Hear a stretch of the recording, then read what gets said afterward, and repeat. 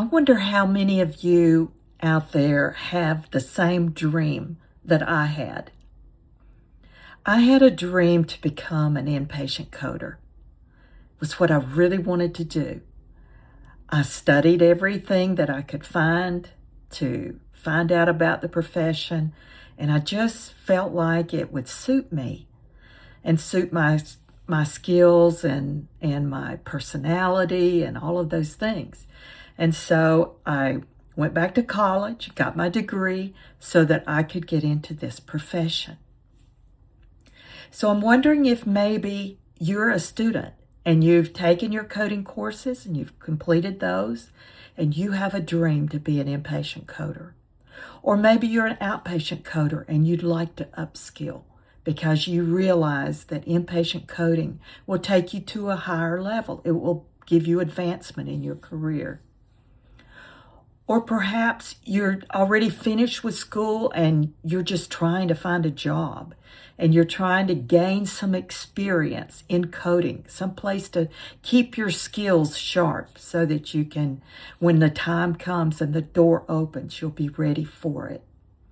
Well, I'm talking to you today if you fit any of those, because it's just been in my heart to try to help everyone who has this dream that I had to try to achieve it. And I know how difficult it is to achieve. Now, especially, more so than ever, is it so hard to get into a coding position. And so I worked with AI technology and created a simulated hospital coding environment that would help you learn inpatient coding. Now, what I've done is I've created on my website Kathy's Coding Academy in Thinkific, which is the LMS. On that website, I've created a course called Precision Point Medical Center. This is not multiple choice coding. This is real coding, as real as it can get without it being the real thing. So it will give you some real life type experiences.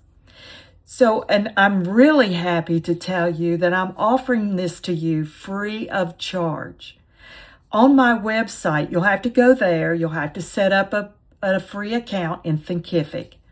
You can join my coding community there. You can also take any of my courses that I offer now and will be offering in the future. You can sign up for all that's free. I don't charge anything for that. It's just to help you. I want to help the next generation of coders who are coming behind us. And I realize that there is such a need for you to be able to say, I can do this. I've had hands-on experience doing this. I'm not a hospital. I'm not a real hospital for sure. I'm not an employer. So I can't offer you or guarantee you any kind of employment. This is not what this is. This is to give you experience and training in critical thinking. I've built this on a framework of critical thinking. A lot of the rationale and things that you will receive back when you code a chart is going to be coming straight from me pretty much, because I've built that all into the logic of this GPT. So what you'll need a set of code books. Hopefully you have them. I strongly recommend you use them. Now you can use digital code books. I like digital code books myself, but there's nothing like the physical code book, especially for an inpatient coder, to help reinforce the instructional notes, the conventions, and the indexing, and all the things that we need to know when we start coding. Now, when you start coding on a job, you're going to be using automation, you're going to be using computer-assisted coding, and all of these different tools. So this is sort of similar to that, except you're going to be putting in those codes into the AI engine. But having the books will help you get that great foundation. Now, the simulator is set up with 4 levels of mastery. And you'll work through those levels. You'll receive audit reports. You'll receive I've built into it an audit workflow. So you will walk through this progression. It will teach you to think of your own coding like an auditor. And that's how I've always taught inpatient coding, to think like an auditor would think. And so it's going to really help you to be able to build those skills. And again, let me say this, it's free for you. If you're a coding student, you've completed your coding courses. Now, it's not going to teach you beginning coding. That's not what this is. This is inpatient coding. So you're going to start right away coding inpatient records. So you want to make sure that you already have the basics of coding down. You don't want to come in here and not know how to look up codes in a book. That won't work. So make sure that you know that already, and then come here and work in this inpatient hospital coding scenarios, coding charts. Let's see. I give you the references if you want to use online resources. If you have access to the coding clinic, that would be fantastic. I know some online coding resources that you can purchase do have that.